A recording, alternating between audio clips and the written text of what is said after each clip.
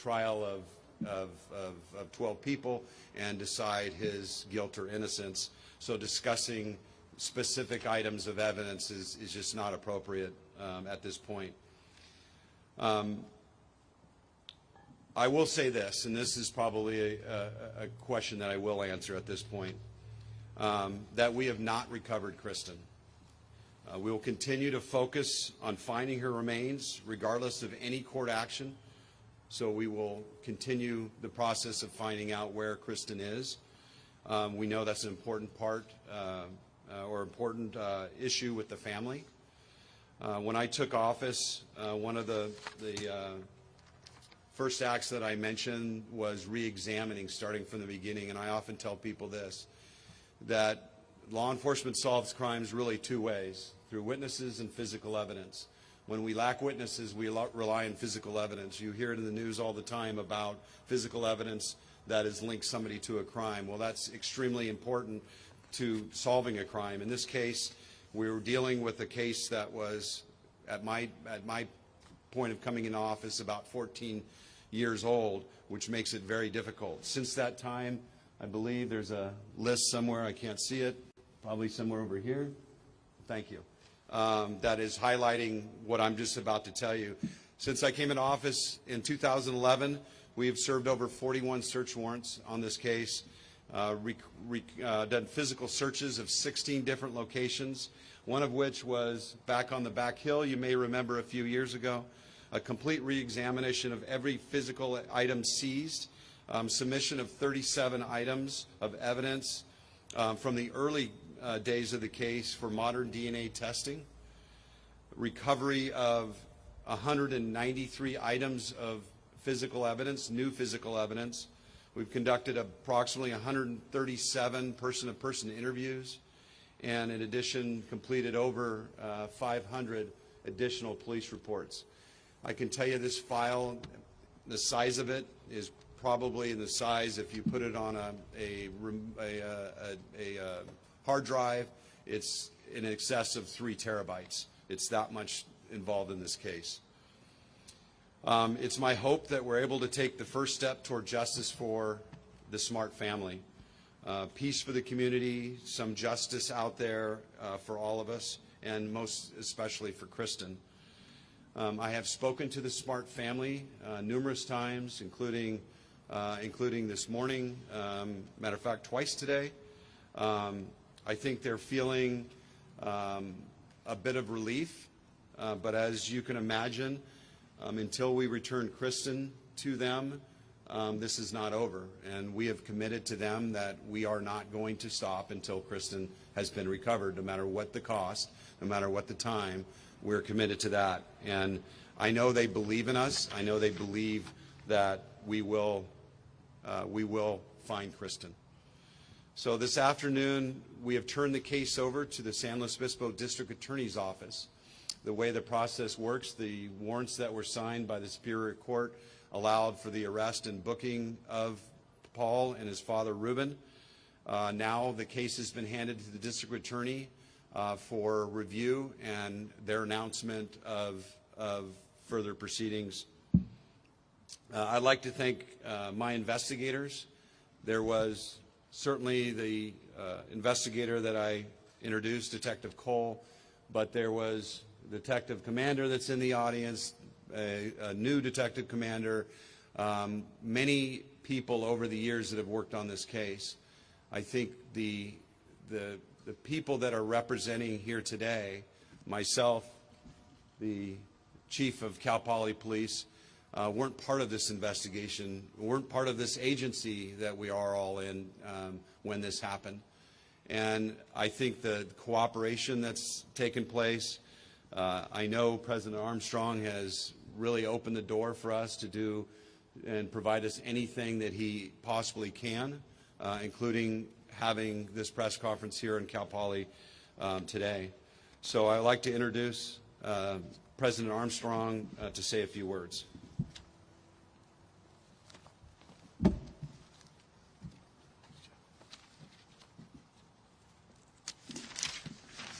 Thank you, Sheriff Parkinson. I appreciate so many members of the Cal Poly and Central Coast community, San Luis Obispo, being here today. Our Cal Poly and Central Coast communities have watched the case of Kristin Smart's disappearance closely and hope for justice for Kristin and resolution for the family for years. The news today of arrest in connection with the case brings sadness, but also a measure of relief and hope for resolution. While we know that today's developments do not represent the end of the case, it is a significant step. We at Cal Poly offer our thanks to Sheriff Ian Parkinson and his department, as well as District Attorney Dan Dow and his office, who have worked hard to find answers in this case for Kristin and her family. I know that many across California and the U.S. and many of you here today also thank Chris Lambert for his efforts as well. Last, our thoughts and prayers continue to be with Denise and Stan Smart, all of Kristin's family and friends as this process proceeds. Thank you. Thank you, President Armstrong. I am prepared to answer any questions that you might have. Just understand, as I stated, that some of the items that I just will not be able to discuss.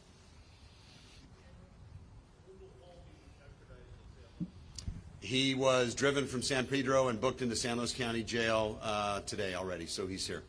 Sheriff Parkinson, are you guys any closer to finding Kristin at this point, and the search warrants that are being served currently reason to believe that she may be at Ruben Flores' home or any of the properties belonging to the Flores family?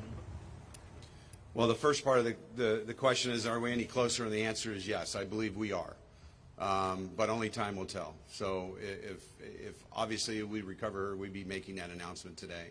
In regards to the search warrants, you know, we're after all kinds of things, physical evidence again, anything that might lead us to the location of Kristin. And as you know from the previous search and as you reported from this search, we're out there with, you know, our ground penetrating radar again. So yes, it's safe to say we're checking everywhere possible. Sheriff Parkinson, when might we see either Ruben or Paul or both in court? I believe that Paul's arraignment will be on Thursday. It really depends on Ruben. Ruben has the ability to bail out. If he bails out, then he will not be there on Thursday. But if he is still in custody, he will too be in court on Thursday. Thursday at the latest, then? Yes. Yes. Yes, sir. What about Susan Flores? Is she under suspicion? Well, as I've said before, and this case is probably the best illustration of it, is that it's not what you believe, it's what you can prove. So when people ask, why is this taking so long? Because the general public knows this much about the case, and the case is this big.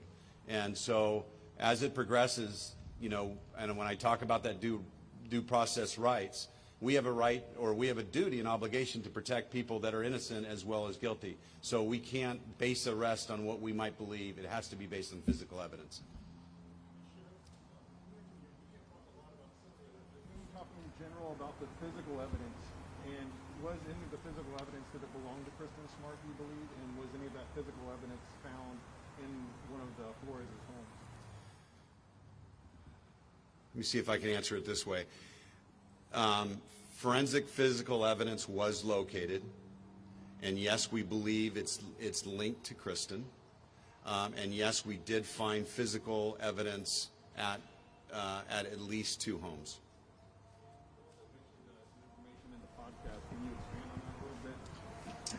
In regards to what Chris Lambert discovered? Yeah, you know, that comes up every year. So since I've come into office, we have 2 anniversary dates that are really centered around Kristin, and that is her birth date, and that is the date she went missing. That's typically when interviews, you know, people want to interview me or interview the department on Kristin's case. I've always said that those are really good things because it's getting that message out. I think what Chris did with his podcast was he took a local story that was generally locally and he expanded it to a national story. and international, actually, I'll say, because once that message got out, we started getting more information. Now, some of it is information that we already had and knew, but the value to it is that there's, as we see here, there's a lot of people that are students here that aren't from San Luis Obispo, and so when they graduate, a lot of them will leave back to their home area or on to pursue, other jobs, and so they're kind of dispersed all over the country. So as that message gets out to the nation, those people that used to live here during that time might remember something. And so that's always the value of that. And I think what Chris did with the podcast was truly put it out nationally to bring in new information. So it did produce some information that I believe was valuable.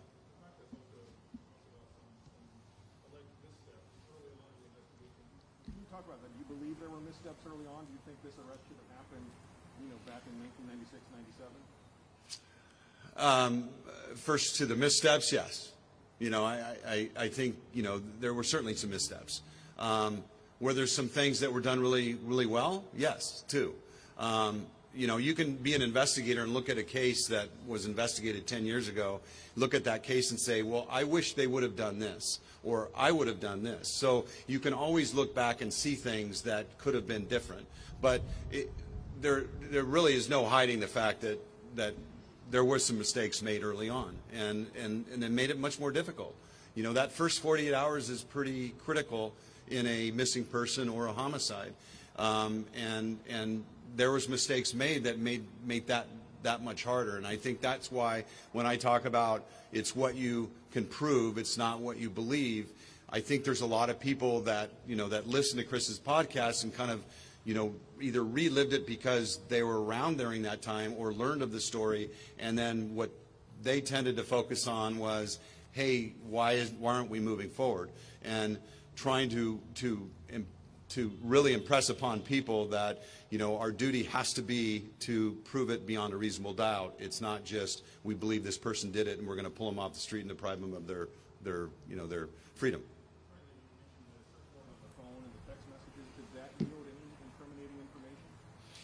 Yes, as Denise Smart has said, it's a puzzle, and the puzzle is we're assembling the puzzle. And imagine if you've ever built a puzzle, you've found missing pieces, how frustrating that is because you're looking for the one piece and you find out there's 3 pieces that somebody's taken out of the puzzle or not putting it back.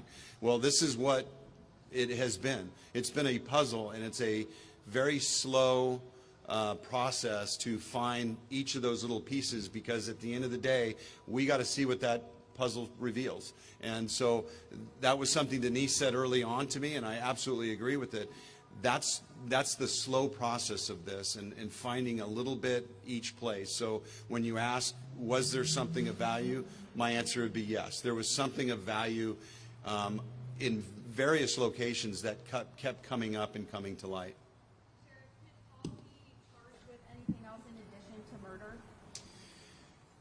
I really think that's a question that the DA is going to have to answer. I mean, once we turn the case over to them, they're the ones that actually file the charges. We know that the 187 of the Penal Code, murder, is applicable. Whether or not something else will be, I think that's to be determined by the DA.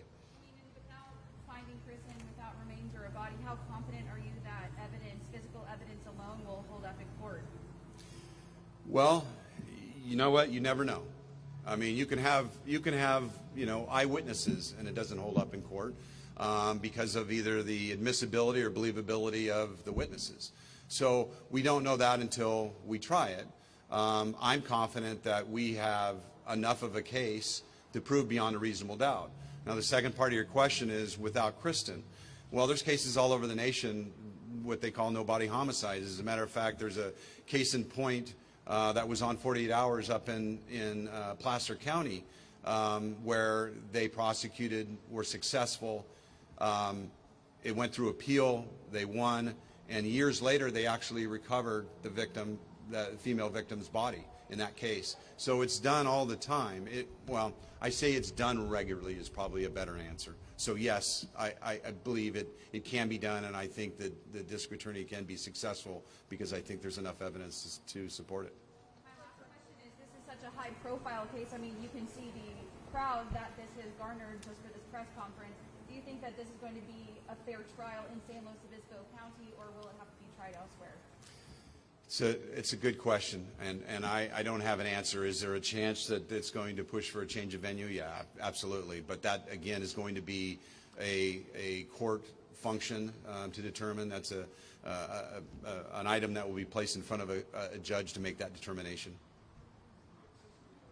Father, based on the belief that he helped get rid of Kristin's body? It's a belief that he participated. In murder or No. getting rid of it? Yeah.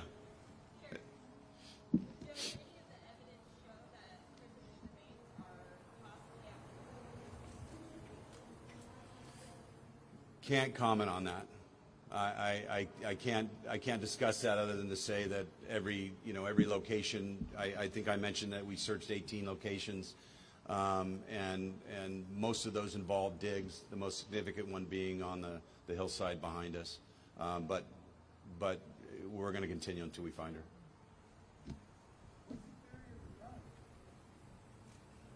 How did it happen? What's your theory? That's something that is presented in court. I can't present a motive or a theory. That's what court is for. That was answered just a little bit ago. You might have missed it.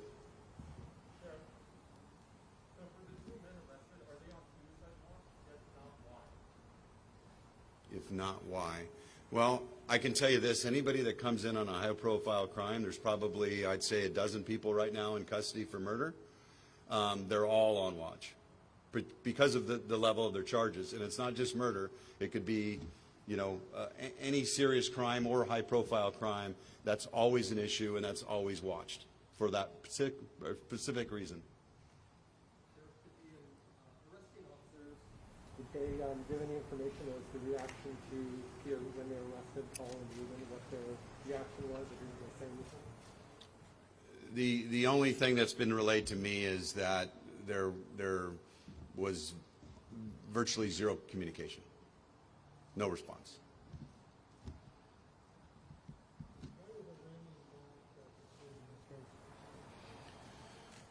Well, as you know, I'll assume you know that a Ramey warrant is a warrant that allows for a law enforcement officer to go into a home and take somebody.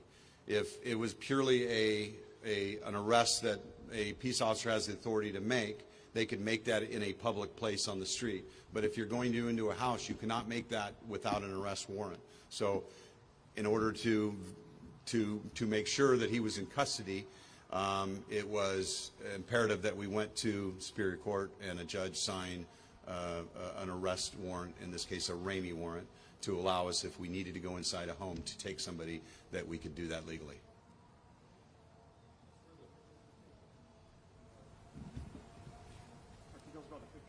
Sorry, let me repeat.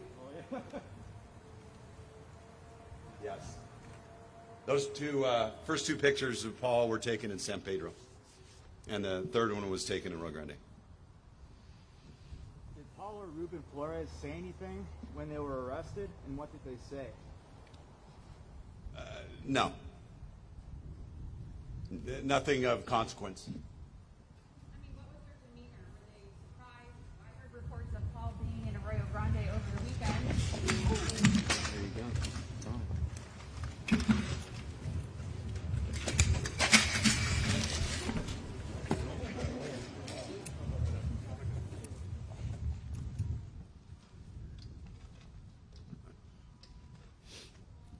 Well, at least it was at the end. Yeah. Okay, I'm sorry. About their demeanor when they were arrested, we heard that Paul was here in Arroyo Grande or San Luis Obispo County over the weekend. What was the reason for waiting?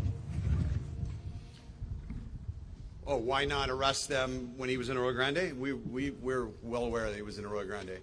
We had a warrant to be executed in San Pedro at his residence.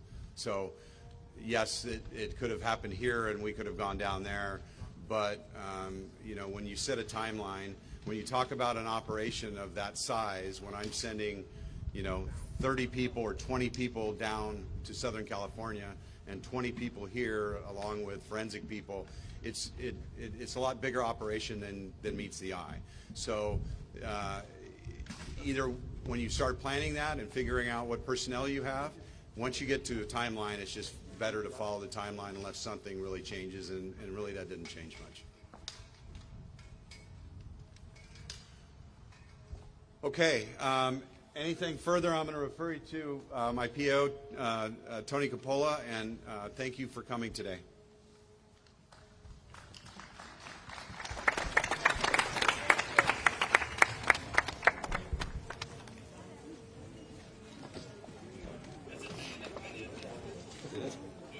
Oh, I have a spare one.